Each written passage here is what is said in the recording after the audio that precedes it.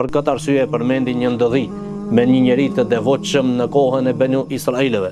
Tregohet se 3 vëllezër e morën rrugën për të shkuar në xhihad, për të luftuar në rrugën e Allahut Azza wa Jall, mirë po ata e kishin në kujdesin e tyre një motër, të cilën nuk dëshironin që ta lejnë vetë, deshin ta lejnë të një njeri besnik që të kujdeset për atë, dhe pyetën në qytet se të cili mundemi ta lejmë në motrën tonë si amanet ta ruaj derisa të kthehemi prej luftës në rrugën e Allahut Azza wa Jall.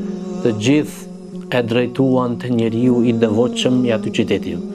Parandoni vëllezër të motra, njeriu më i devotshëm i aty qyteti, nuk flasin për një njeri të thjesht, nuk flasin për një besimtar i cili bën gjuna, apo një njeri që e ka kaluar tër kohën në adhurim, i quajtur Bersisa.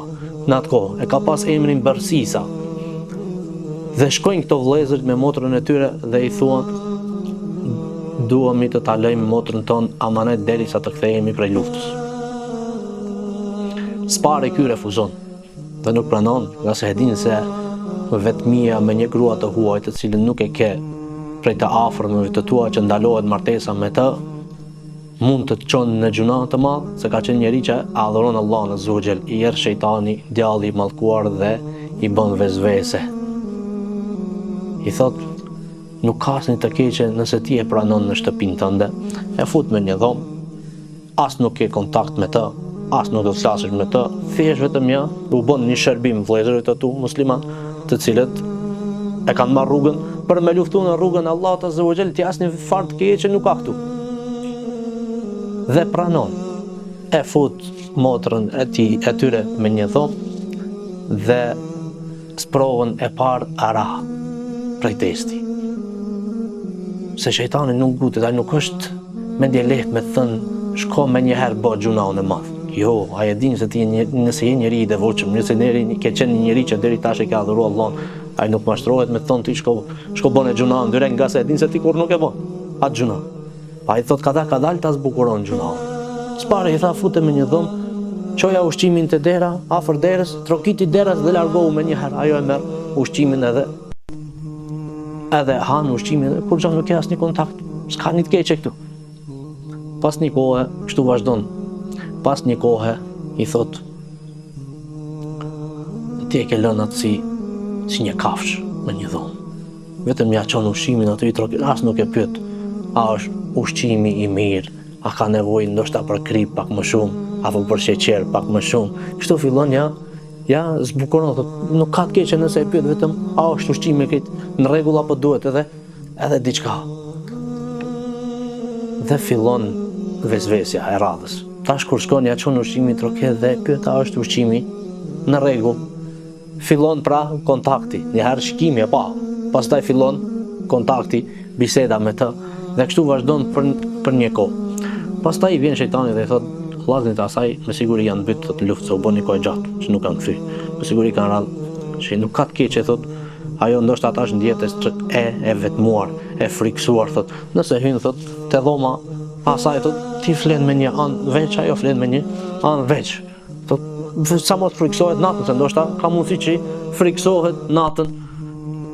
Normal edhe ajo më mendje lehtë, edhe ky po bjen në sprovat e shejtanit, ka dal, u fut brenda, e pastaj runa zot ra në amoralitet, e pastaj ajo mbeti shtatzan prej amoralitetit. Erdh shejtani i tha vllazërit e asaj janë duke u kthy prej xhihadi, nuk kanë vdek. Tha, po nëse don me shpëtu unë prej kësaj gjendjes, nga se unë jam ai shkaktari që ta bëna këtë, tha mbyte gruan dhe mbyte bashkë me foshnjën në barkë. Para mendoni vëllezër, tash ra në amoralitet, ra në gjunaun e madh, tash edhe në mbytje, në vrasje, mbyt në 2 shpirtra, pra shikimi në haram, shikimi i parë. Pastaj vetmia në haram e solli, e mbyti gruan dhe e mbyti edhe foshnjën dhe i varrosi jashta shtëpisë. Erdhën vllaznit prej xhihadi, prej luftës, dhe thanë ku është motra jon? Tha, ta Allahut jemi dhe ta ai do të kthehemi ndroj jetë. Vllaznit normal duke ditë se ky njeri i besueshëm, besimtar i mirë, siç e kanë lënë në atë kohë, i besuan dhe kthehen në shtëpi. Mirë po, don Allahu Azza wa Jall u aqon në ëndër se ky e ka mbyt motrën tuaj. Kthehen vëllezërit e shtrëngojnë fort dhe e pranon. Dhe kur e marrin për rrugës për ta çutë gjykatësi për me gjyku, vjen shejtani përsëri te ky njeriu ish i devotshëm dhe i thot nëse don me shpëtu, ka mundësi thot unë me shpëtu përsëri. Don ta shtije në atë më të thellën vllazni, në kufër me nxjerr prej dinit të Allahut azza wa jall, për shkak mos e ky filloi ta lakmon jetën e kësaj bote dhe vetëm të shpëton. I tha shejtani nëse don me shpëtu, duhesh me pranu me madhuru mu si Zot. Po nuk ka nevojë, tha, kur të vje koha që me të varë, ato me të ndëshku, me të mbyt, ti unë do të paraqitem dhe atëherë të shpëtoj, ama ti e ke një kusht që atëherës, edhe nëse se thot me gojë, mjafton që ta lëvizish kokën, ta pranojsh kur do të paraqitem unë, që unë jam Zoti jot dhe unë e shpëtoj prej asaj gjendje. Dhe kur e marrin për me e mbyt, me e nxjerr para gjithë popullit me e pa dënimin e tij, i paraqitet këtij shejtani dhe i thot nëse don me shpëtu, siç e kemi bë marrëveshjen. Thot po s'ka nevojë ta thuash me gojë që s'ka Zot, që mu merr si Zot, po vetëm lëvizë kokën se te Allahu shef zemrën, nuk shef çdo herë fjalën. Mjafton vetëm kokën që e lëvizi, dul prej dinit të Allahut azza wa jall dhe shejtani i tha, unë distancohem prej teje, nga se unë i friksohem Allahut azza wa jall. Dhe e la e mbytën në kufër.